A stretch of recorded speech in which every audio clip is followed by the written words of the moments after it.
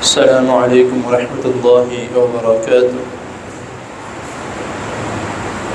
ان الحمد للہ والصلاة والسلام علی رسول اللہ، اما بعد، احسن الکلام کلام اللہ واحسن الہدی ہدی محمد صلی اللہ علیہ وسلم۔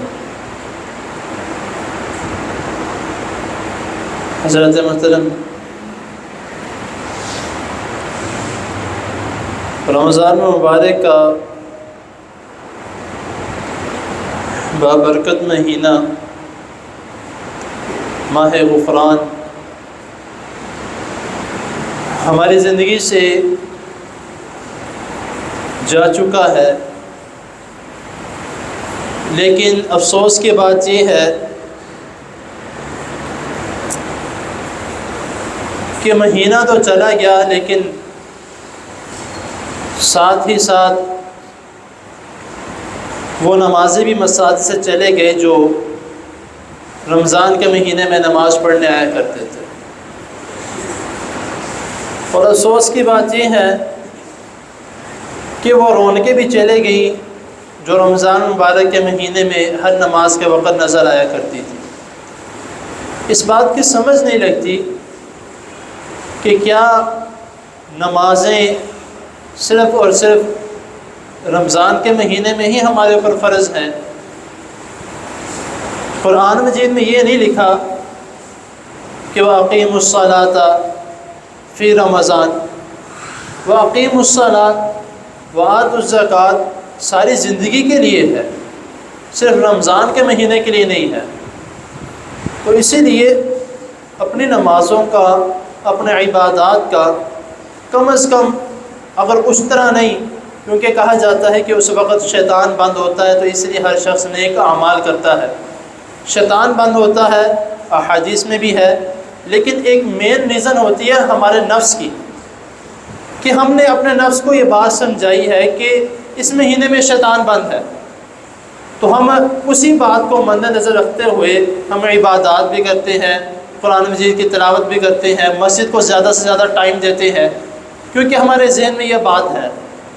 تو کیا اگر ہم اپنے نفس کو اپنی ساری زندگی کے لیے یہ سمجھا کے رکھیں کہ یار تمہیں شیطان نہیں روک سکتا، نیک اعمال کرنے کی جب نیت ہو تو شیطان نہیں روک سکتا، تو اگر یہ بات ہم ساری زندگی کے لیے سمجھا لیں تو پھر ہم نمازیں بھی پڑھ سکتے ہیں، وہی شیڈیول جو ہم رمضان کے مہینے میں خاص بناتے ہیں تو وہ ہم باقی زندگی میں بھی اور باقی مہینوں میں بھی بنا سکتے ہیں۔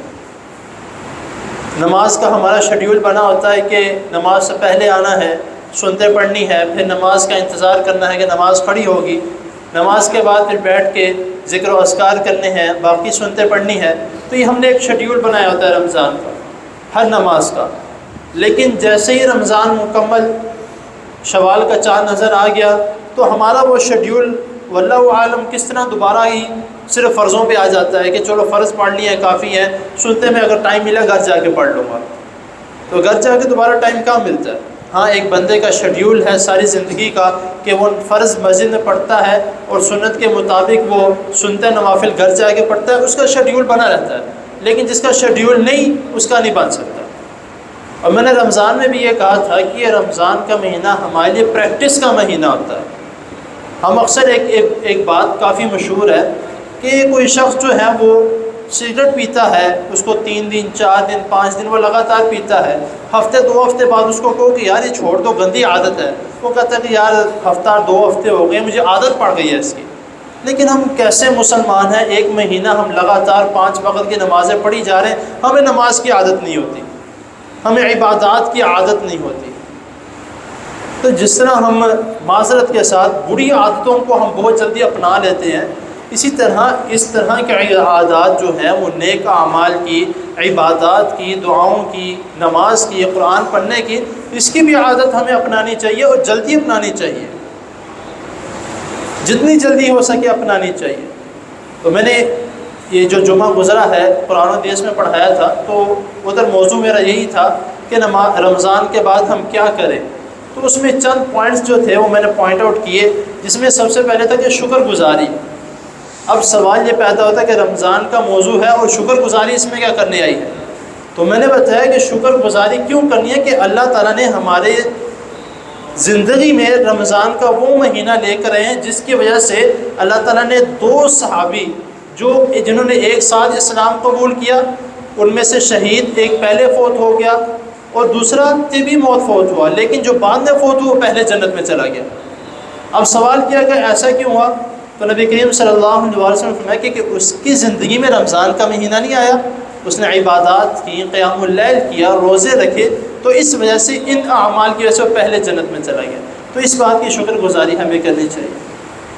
تو جس طرح ہم نے اپنا شیڈیول رمضان میں بنایا ہوا تھا، اسی طرح ہمیں کوشش کرنی چاہیے کہ رمضان کے بعد اپنا وہی شیڈیول رکھے، اسی طرح نمازیں ادا کریں، اسی طرح عبادات کریں، دعائیں کریں۔ اللہ تعالیٰ سے رمضان کے مہینے میں دعائیں نہیں سنتے، اللہ تعالیٰ ساری زندگی دعاؤں کو سنتے ہیں اور ہر وقت دعا کو سنتے ہیں۔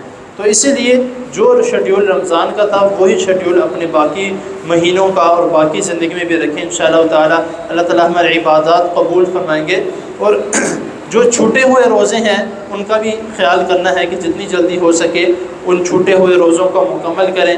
اس کے بعد جو یہ شوال کی روزے ہیں یہ بھی جلدی جلدی یہ مہینہ بھی جاتا جا رہا ہے، جس کے صرف 6 روزے رکھنے کا رسول اللہ صلی اللہ علیہ وسلم نے فرمایا کہ جو شخص رمضان مبارک کے مکمل روزے رکھتا ہے اور اس کے بعد شوال کے 6 روزے رکھتا ہے تو اس کے لیے اس طرح جس نے اس نے پورا سال روزے رکھے۔ تو اسی لیے کوشش کریں کہ آج 9 تاریخ ہو چکی ہے، تو کوشش کریں کہ اس مہینے میں بھی جو 6 روزے ہیں وہ کبھی کسی وقت بھی رکھ لیں، آخری تاریخ 29 یا 30 تک جتنے اگر ان کو ڈیوائڈ بھی کر لیں، ایک ایک کے 2 بھی کر لیں تو آرام سے کون سے رکھے جائیں گے۔ تو اللہ تعالیٰ کی حضور دعا ہے اللہ تعالیٰ ہمیں جو سنا ہے اس کو سمجھنے کی اور اس پر عمل کرنے کی توفیق عطا فرمائے۔ جزاکم اللہ۔